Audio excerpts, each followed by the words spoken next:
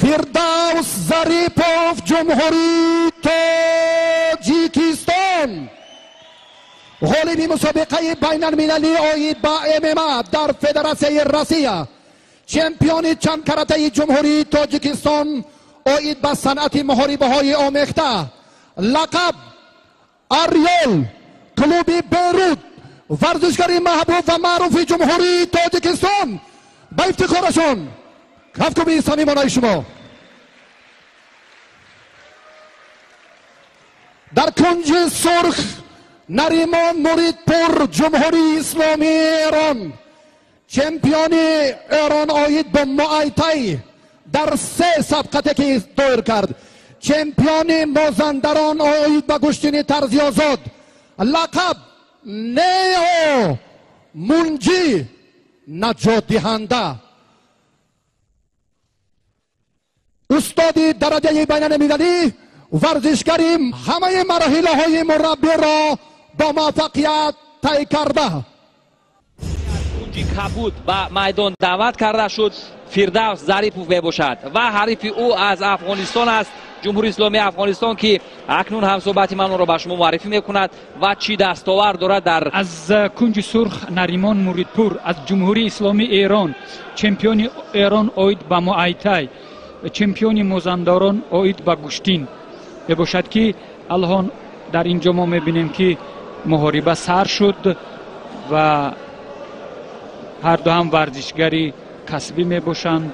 در اینجا فردوس یکی در دولت روسیه قهرمانی MMA است، در جمهوری تاجیکستان هم این عنوان را دارد و نامزد استاد ورزش میباشد.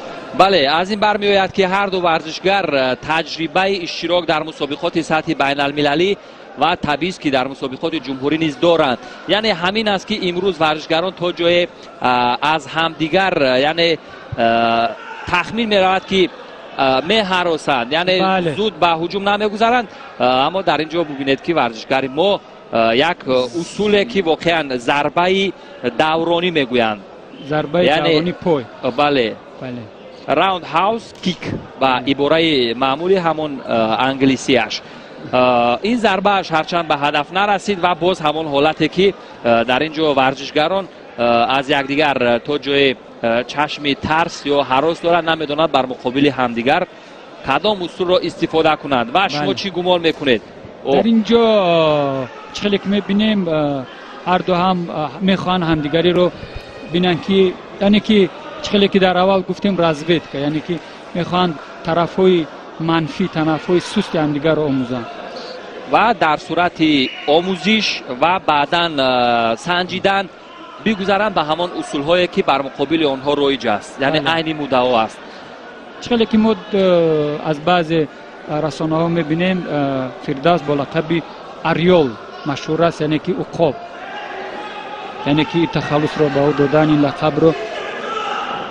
و در کلوب ورزشی برکوت زیر راهبری پولاد نظروف تمرین میکند و در اینجا ورزشگری ما هرچند از بالای حریف است در اینجا از همون تیک داون استفاده میکند، اما ورزشگر ایرانی در اینجا میخواهد که اصولی لد داده بوغی کردن رو بله استفاده کند و ببینید که چگونه یک با تمام قوه و هستی بله با تمام این اصول را استفاده برده ایستاده است.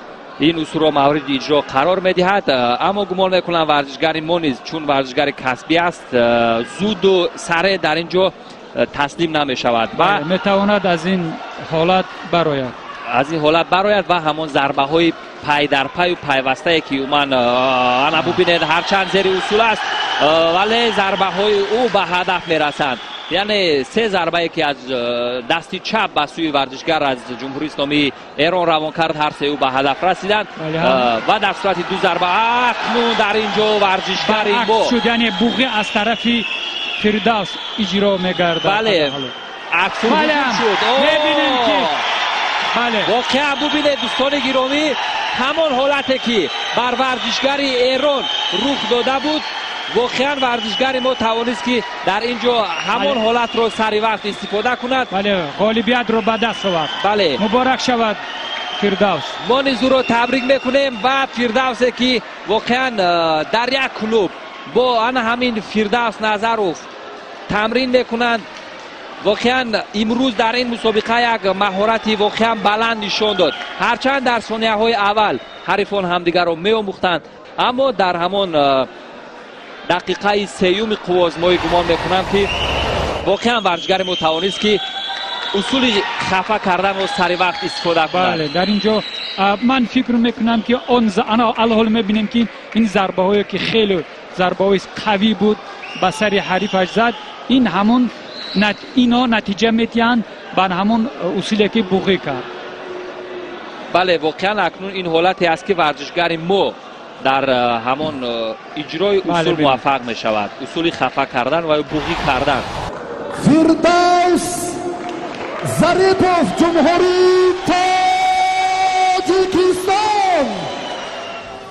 بله دوستان گرامی، واقعا در اینجا ورزشگر تاجیک توانست که طریق نکاوت تکنیکی غالبیت به دست بیارد و اکنون این دویمی قوازمایی بود که ورزشگران تاجیک توانستند چی بر مقابل ورزشگر افغانستان و چی بر مقابل ورزشگر